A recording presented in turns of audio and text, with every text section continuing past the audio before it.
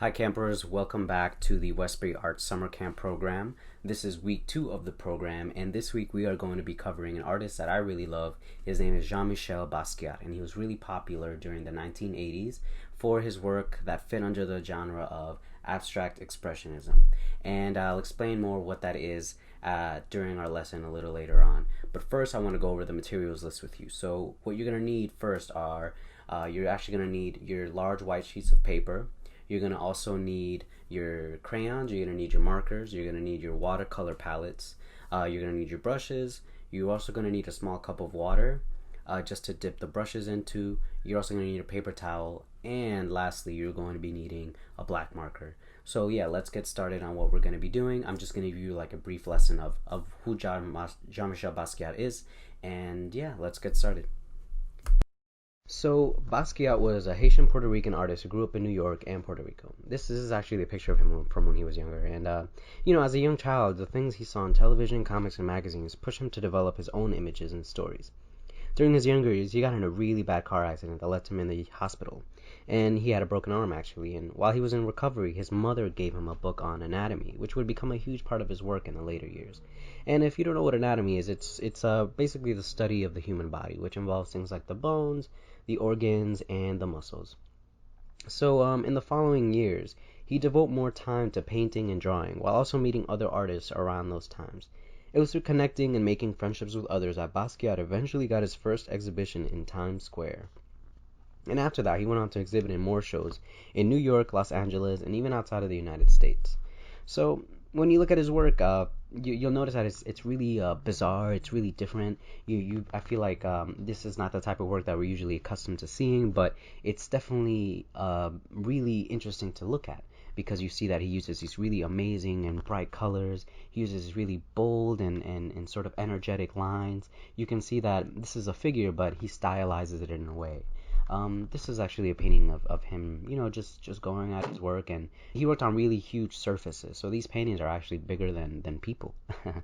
And yeah, when you look at his paintings, you'll have to note that these fit under a genre called abstract expressionism. And abstract expressionism is really just how do you express feelings and emotions without any people or objects? Like, how do you express feelings with just marks and colors and lines? And another thing to note too is that Basquiat was really passionate about talking about things that were happening around the time. This painting, Sugar Ray Robinson, is actually a painting that was devoted to a fighter who recently won a really huge title around the time.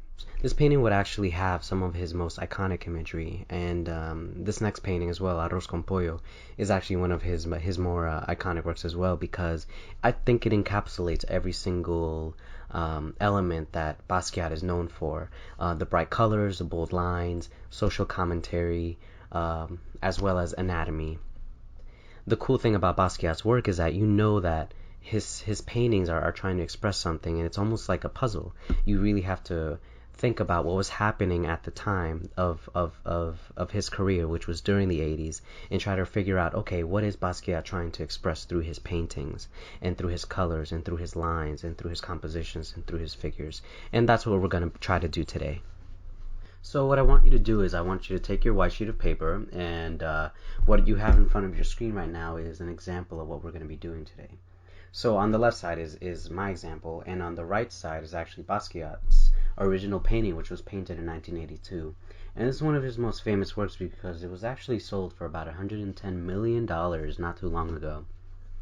And yeah, so I'd like for you to just study it and just kind of pay attention to the lines that he uses. These kind of really bold and energetic lines, and these really great, amazing mix of colors, specifically the blues and the yellows, and then this really kind of faded white on the right side of the page. And you'll even notice that he has some like letters sprawled on around the canvas as well, and some of them are even like crossed out.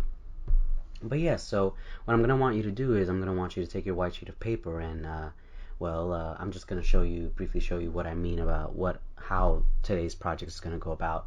We're going to start with our background colors, of course, and we're going to go on with our black marker, and we're going to draw our heads with a mask on, because I figured it was really important to include the mask, considering how we are going through a pandemic, and it's something that Jean-Michel Basquiat would often do in his work. Not necessarily talk about a pandemic, but he himself was very confident and very aware of how important it was to talk about things that were happening around the time and how he could include that into his work.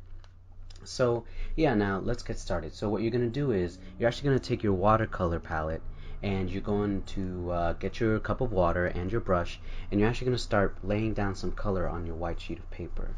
And so yeah, you can get started almost immediately if you'd like. And right now I'm starting with a blue because I'd like to copy exactly what Basquiat did. But you of course don't have to actually go with blue, although I do recommend it because it's right now what's important is how you lay the color down. And right now I'm just trying to make sure that it's as close to the painting as possible. So right now I'm going to start with blue. And notice how the blue doesn't cover the entire page. It only really covers like a small section of it. And it kind of rises almost like a kind of like a ramp. And there's also like the top right corners has blue on it, and yeah, that pretty much does it. And then there's like specks of blue here and there, and Basquiat eventually moves on to other colors. Specifically colors like black, there's yellow as well, there's like a greenish color, a purplish color, and what I'm encouraging all of you to do is to kind of follow what Basquiat did in terms of color choices.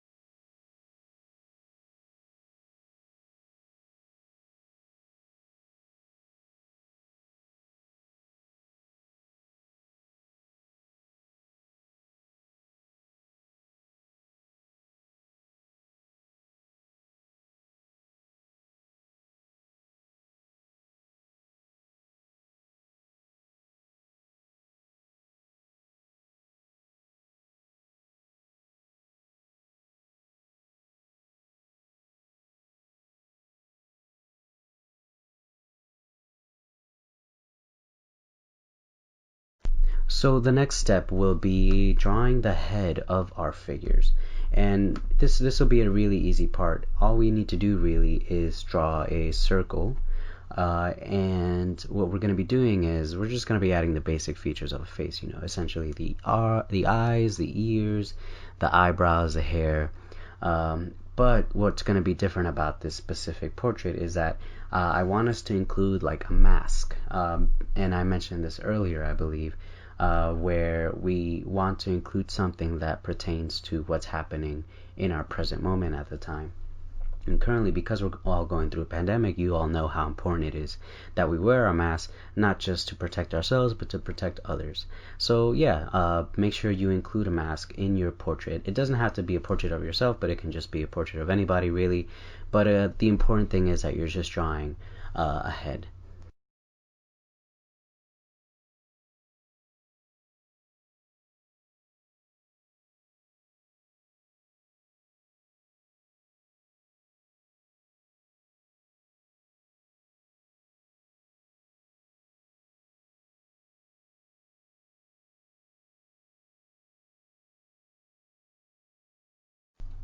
So now we're going to move into adding details to the face using our colors. And at this point, we can actually use markers or crayons and really any colors that we want. But I'm encouraging you to use the colors that you see in the Basquiat painting and implement them into your portrait. So if you can see, Basquiat uses a lot of yellows and a lot of reds and a lot of blues in his colors. So I'm gonna try to mix and match the colors in however way I want, really, and just lay them out on my self portrait. So I decided to use yellow for the cheeks, use blue for like the my brows and my forehead as well. Imagine what would the best color combinations be for a portrait like this.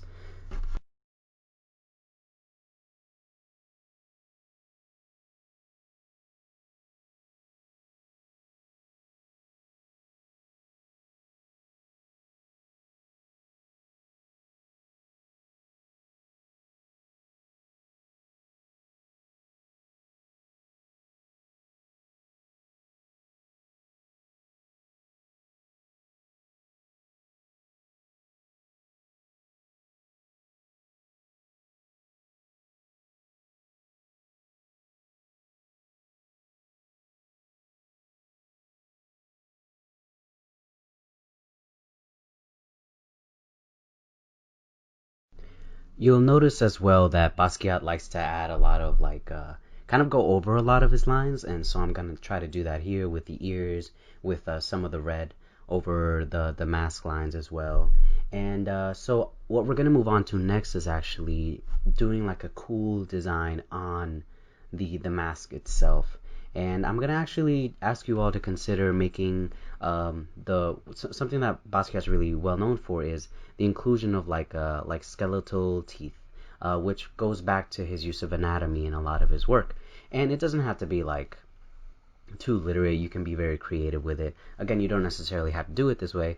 But what I'm going to start off with is I'm just going to start off with like a rectangle over the mask, and then just go copy some of the colors that I'm seeing in Basquiat's painting and implement them into this drawing. But yeah, just have fun with it and make as many shapes as you feel you must, and fill up the entire mask so that, or not the entire mask, but definitely leave a few spaces open because as you can see in Basquiat's portrait, there are a few white spaces. But yeah, the idea is to just really have fun with the colors that you're choosing.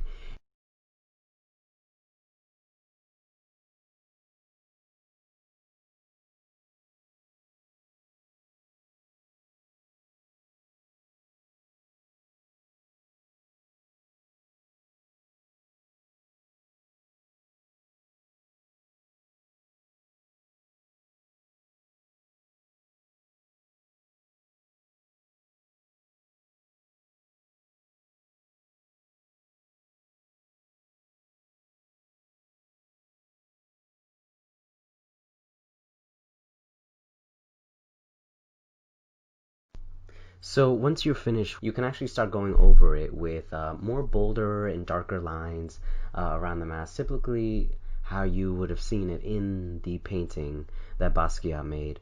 Of course, you can go start going over it with different colors as well, like say you wanted to go over it with red or with yellow. You can definitely just go crazy with the amount of detail you want to add to the mask and around the mask as well, because the more marks and the more lines and the more colors you add, the more compelling and more interesting it can be.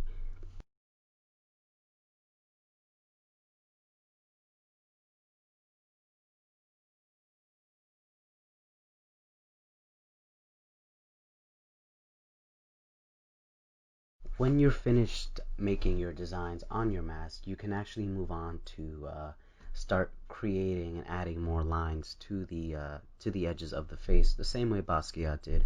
Right now, I'm actually going to start incorporating some of the red lines that I see into my own portrait.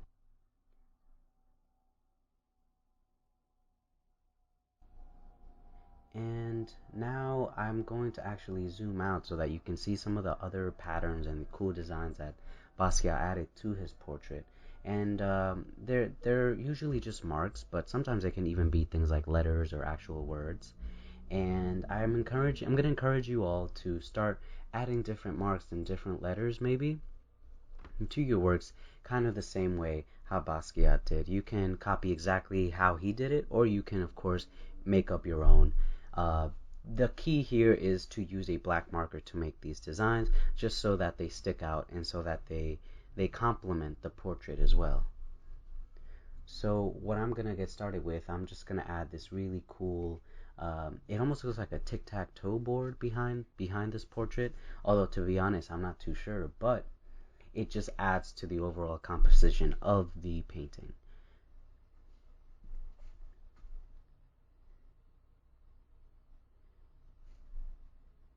And once I'm finished, I can start adding just a few more details that I'm seeing, trying my best to just stay true to the design that Basquiat had made.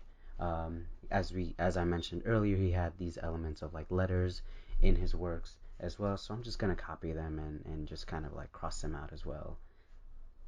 And as you can see, the paper starts to look more complete and more full and more interesting for sure, because it just gives us more to see and more to analyze as well.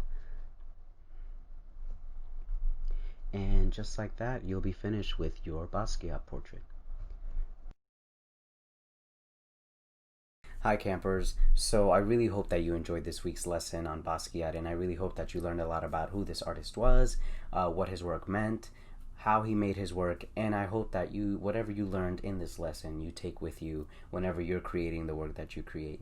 Yeah, I'm really happy that you got to learn about Jean-Michel Basquiat, and I hope you decide to learn more about him on your own time. Thanks again for joining me, and I will see you next week.